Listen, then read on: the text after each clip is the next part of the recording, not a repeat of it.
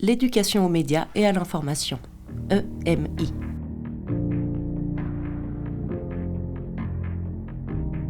Que peuvent faire les acteurs du développement pour améliorer l'éducation aux médias et à l'information ?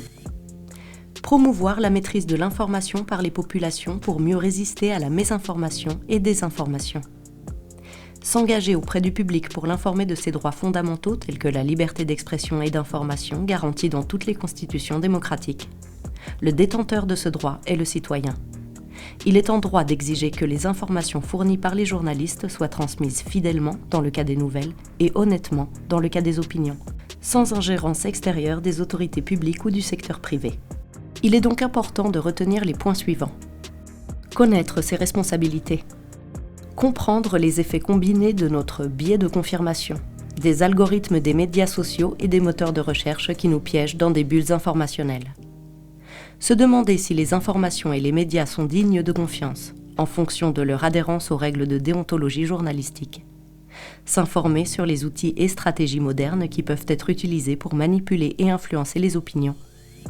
Être conscient de sa responsabilité lorsque l'on clique sur « Partage » et lorsque l'on paie pour des contenus fiables et d'intérêt général versus des contenus non vérifiés. Se demander qui a le plus besoin d'éducation aux médias. Tout le monde. Non seulement les jeunes générations, mais aussi les plus âgés. Être conscient de la fracture numérique et adopter une approche sensible au genre.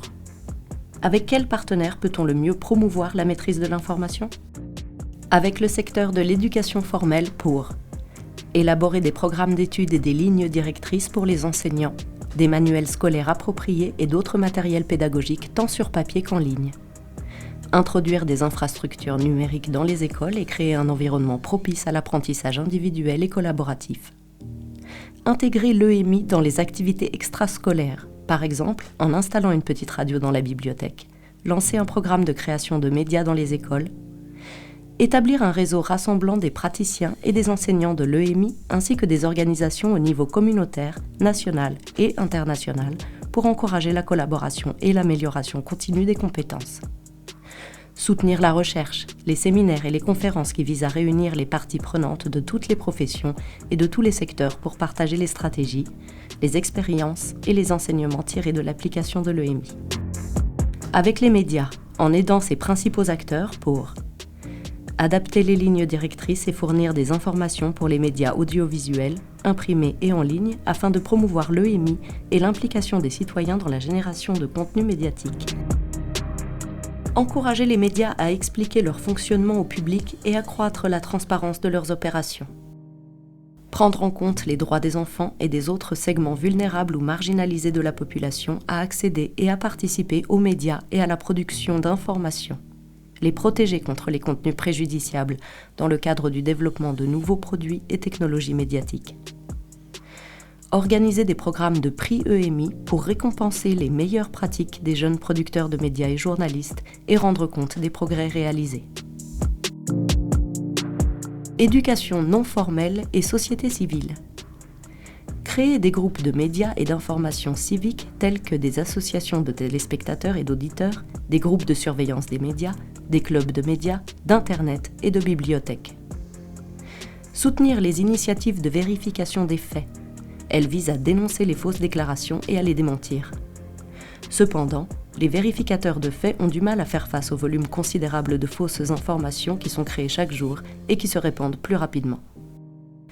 C'est pourquoi investir dans l'éducation aux médias peut avoir un effet préventif utile contre la désinformation, car cela permet aux citoyens de mieux distinguer les contenus fiables des contenus non fiables. Concevoir et mettre en œuvre des programmes d'éducation aux médias pour les groupes les plus marginalisés, comme les personnes handicapées, les groupes autochtones et les personnes vivant dans les zones rurales, comme les agriculteurs, les jeunes non scolarisés et les programmes de réhabilitation en prison, par exemple.